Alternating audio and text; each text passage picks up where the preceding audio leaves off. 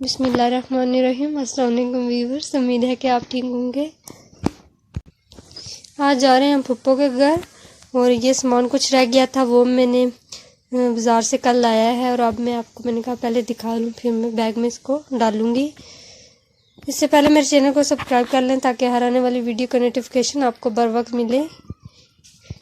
ये हमने कुछ सामान, ये गाड़ियाँ लाई हैं और ये गुड़िया वगैरह और ये मिठाई और एक सूट और लाया, ये चूड़ियाँ लाई हैं और ये सामान थोड़ा मिस हो गया था तो फिर हम दोबारा लेके आए हैं। और आज हम जा रहे हैं पप्पो के घर और बहुत सारे लोग आएंगे और वो भी मैं आपको दिखाऊंगी। अब मैं तैयार होने लगी हूँ, तैयार होके फिर आपको दिखाती हूँ। हम अब जा रहे हैं पप्पो के घर।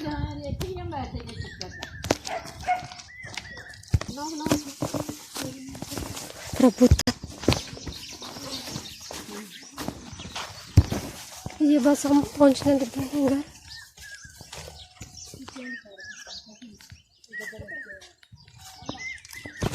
पहुँचाए हैं हम